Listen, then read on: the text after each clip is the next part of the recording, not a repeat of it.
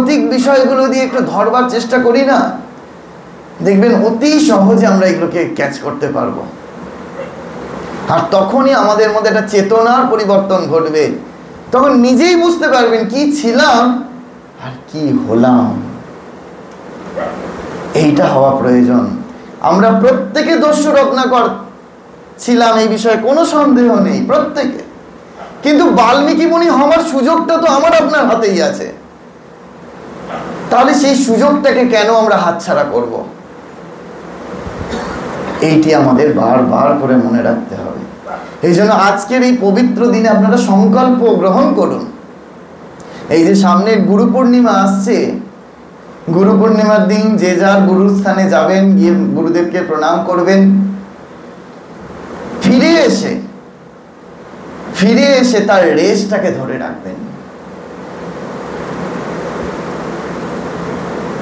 কিরম ভাবে না, আমি একটা কথা বলি যে আমাকেও এক মহারাজ শিখিয়েছিলেন, যখন জব করতে বসবেন তখন জব কি করে ভালো হয় জানেন না? যেদিন আপনার দীক্ষা হয়েছে সেই দিনের ওই সকাল থেকে বেলা 11টা পর্যন্ত যা যা আপনার সঙ্গে ঘটেছে সেটা যদি একটু স্মরণে নিয়ে আসেন। আপনি বাড়িতে স্নান করলেন, তারপরে ওই লাল কাপড় সাদা শাড়ি পরলেন, ছেলেরা ধুতি পাঞ্জাবি পরলো, তারপরে মঠ মিশনে গেল, তারপরে যা যা ডাল নিয়ে যাওয়া হলো সেগুলো ডালিগুলো রাখা হলো, রাখার পরে আপনাকে ঠান্ডা ঘরে ঢোকানো হলো, তারপরে ঢুকিয়ে তার সেক্রেটারি মহারাজ কত কি বোঝালো, বোঝানোর পরে গুরুদেব এলেন, গুরুদেব এসে পুষ্পাঞ্জলি দেওয়ালেন, পুষ্পাঞ্জলি দেওয়ার পরে তিনি মন্ত্রদান করলেন, সেই মন্ত্রটাকে অনুভব করছি, শুনতে পাচ্ছি, তিনি আবার বলছেন এক এক করে বলো, আপনারা সব বললেন, তারপরে গুরু পূজা করলাম, গুরু পূজা করবার পরে গুরুদেব কত প্রসন্ন হলেন। এই টোটাল চিত্রটা চোখ বুঝলেই যদি একবার ভাবতে পারেন তাহলে দেখবেন জব করতে বসে কি মন ডুবে যাবে। আলাদা করে মনটাকে শান্ত করতে হবে না, কেননা গুরুদেব মন্ত্র দিচ্ছেন ওই যে সময়টা, কারণ ওটাকে আপনাকে ফুল কনসেন্ট্রেশন দিতে হয়েছে ওই জায়গায়, না হলে আপনি ভুলে যেতে পারেন, নয়তো মনে রাখা হবে না পরবর্তীকালে। সেই জন্য ওই কনসেন্ট্রেশনটা তখন আপনার এই আসনে বসে হয়ে যাবে।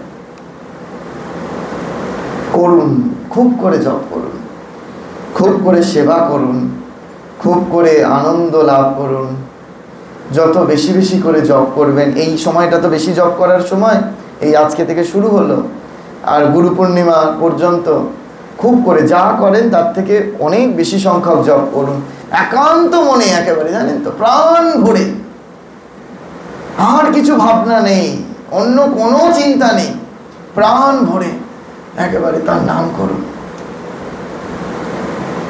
একদম ওই দেওয়ালে লিখে রাখুন, আমি বলেছিলাম আগে, নাম চলছে তো, এটা একটা টাইপ করে দেওয়ালে দেওয়ালে লিখে রাখুন, ঘরে দেখলেই মনে পড়ে যাবে নাম চলছে তো, ওই যে ওখানে লিখে রেখেছে এই নাম চলছে তো। এটা খালি মানে একেবারে আপনার চোখের সামনে, রান্নাঘরে রান্না করছেন, একটা চিটকে দিন, এই কটা দিনের জন্য। এখন তো বাড়িতে বাড়িতে কম্পিউটার প্রিন্টার রয়েছে, না থাকলে করে নিন বাইরে থেকে নিয়ে, ওই একটা চিটকে দিতে হবে। আর বারবার ওইটাই আপনাকে মনে করিয়ে দেবে সত্যি সত্যি নাম চলছে তো। করে দেখুন।